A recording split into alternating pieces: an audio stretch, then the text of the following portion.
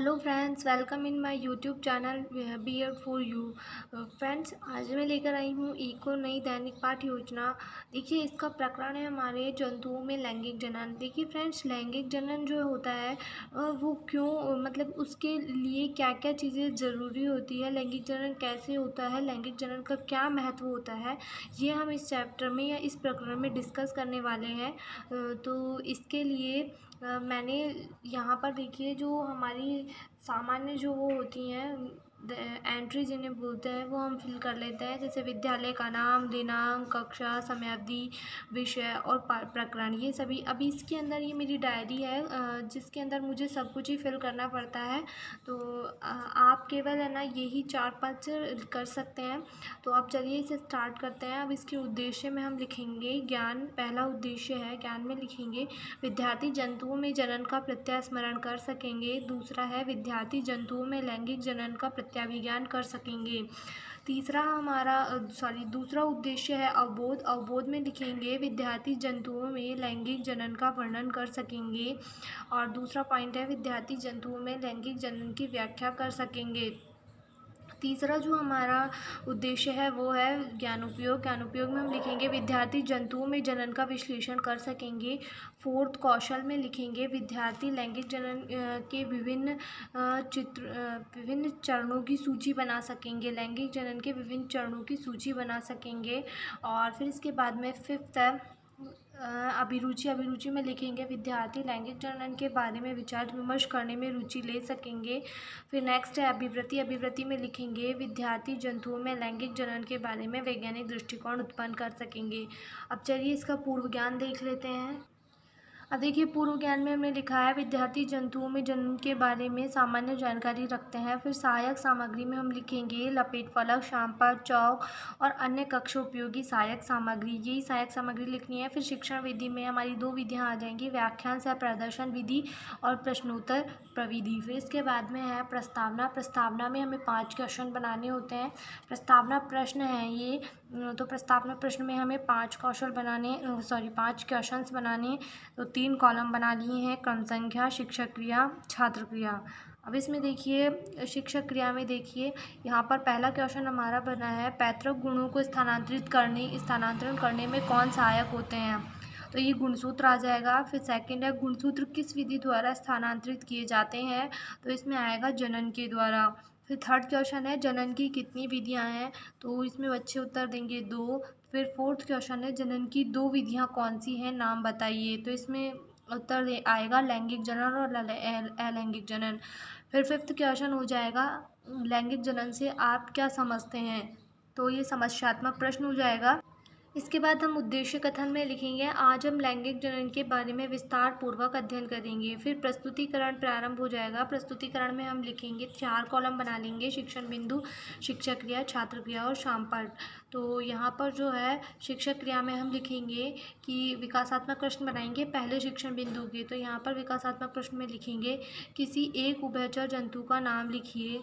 Second, तो बच्चे उत्तर देंगे मेंढक। दूसरा क्वेश्चन है मेंढक में जनन की विधि कौन सी होती है। तो इसमें छात्र उत्तर देंगे लैंगिक विधि। तीसरा है लैंगिक विधि से क्या अभिप्राय है। तो ये संभावित क्वेश्चन हो जाएगा। तो इसमें हम छात्र अध्यापिका समझाएगी कि जनन की लैंगिक विधि से क्या तात्पर्य होता है। फिर इसके बाद में हमारे जो है छात्र अध्यापिका कथन के साथ ही हम लिख देंगे लैंगिक जनन का अर्थ। यहाँ पर ये हमारा टॉपिक हो जाएगा।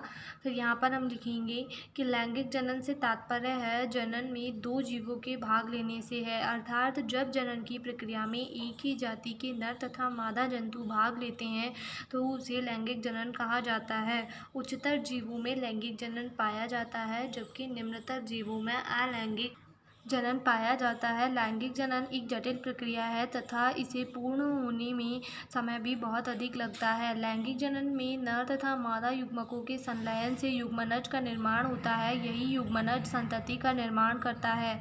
यह एक जटिल प्रक्रिया है।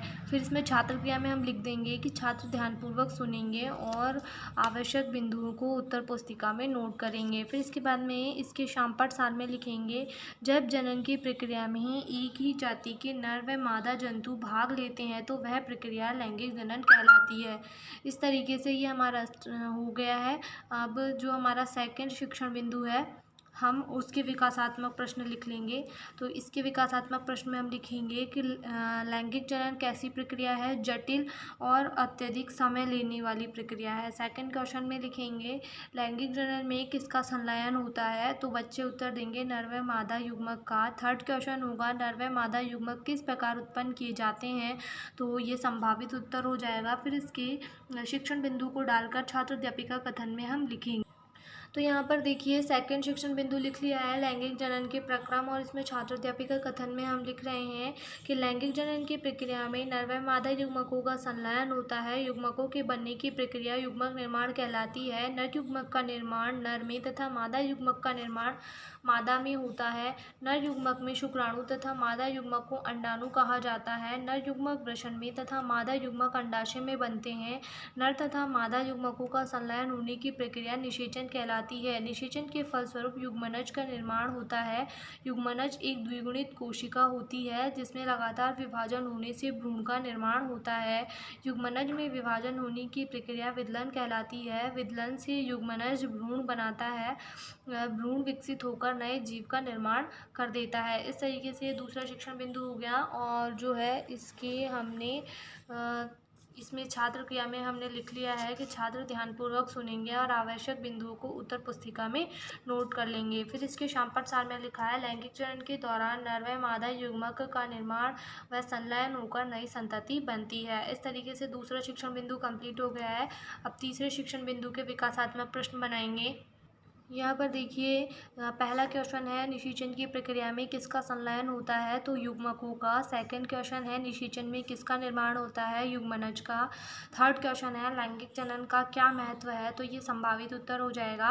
फिर इसके बाद में हमारा तीसरा शिक्षण बिंदु होगा लैंगिक जनन का महत्व, और छात्र अध्यापिका कथन में हम लिखेंगे विभिन्नताएं उत्पन्न करने हेतु लैंगिक जनन अत्यंत महत्वपूर्ण है। वातावरण के साथ समन्वय रखने के लिए जातियों में विभिन्नता का उत्पन्न होना आवश्यक है। विभिन्नताओं के फलस्वरूप नई जाति का निर्माण होता है। यह नई जाति नए वातावरण के साथ समन्वय स्थापित कर जीवों के अस्तित्व को बनाए रखती है। यदि लैंगिक जनन न हो तो वातावरण में जीव समन्वय स्थापित नहीं कर सकेंगे। इस तरीके से हमारा तीसरा शिक्षण बिंदु भी कंप्लीट हो गया है। और इसकी छात्र क्रिया में हम लिख देंगे कि छात्र ध्यानपूर्वक सुनेंगे और आवश्यक बिंदुओं को उत्तर पुस्तिका में नोट करेंगे। फिर इसके बाद में जो है इसमें लिख देंगे शामपट सार में विभिन्नताएं वातावरण के साथ समन्वय रखती हैं और लैंगिक जनन से ही विभिन्नता उत्पन्न होती है। फिर इसके बाद में हम लिखेंगे इनकी पुनरावृत्ति प्रश्न।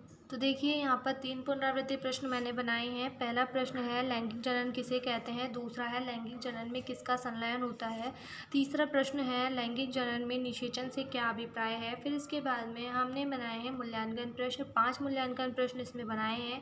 पहला है सही विकल्प का चयन कीजिए। सही विकल्प के चयन में हमने 2 क्वेश्चन बनाए हैं। मादा युग्मक का निर्माण होता है वृषण, अंडाशय, यकृत और अग्नाशय। फिर सेकंड क्वेश्चन है लैंगिक जनन में कितने जीव भाग लेते हैं, 2, 3, 4, 5। फिर इसके बाद में रिक्त स्थान की पूर्ति कीजिए में 2 क्वेश्चन बनाए हैं। युग्मक परस्पर संलयित होकर रिक्त स्थान बनाते हैं। फोर्थ क्वेश्चन है लैंगिक जनन एक रिक्त स्थान प्रक्रिया है। फिर है एक पंक्ति में उत्तर दीजिए, ये है लैंगिक जनन की का महत्व लिखिए। फिर इसके बाद में 6th क्वेश्चन है लैंगिक जनन को परिभाषित कीजिए। फिर हमने सारे मूल्यांकन प्रश्न बना लिए हैं। अब है गृह कार्य। गृह कार्य में हम लिखेंगे लैंगिक जनन के प्रक्रम को विस्तार पूर्वक समझाइए। तो इस तरीके से हमारे जीवों में जो लैंगिक जनन की प्रक्रिया है इस टॉपिक पर, इस प्रकरण पर हमारी दैनिक पाठ योजना कंप्लीट हो गई है। आई होप आपको वीडियो पसंद आई होगी। वीडियो पसंद आई हो तो लाइक ज़रूर कर देना। चैनल पर पहली बार आए हो तो चैनल को सब्सक्राइब कर लेना ताकि आने वाली वीडियोस के नोटिफिकेशन आपको मिलते रहें। Thank you for watching my videos.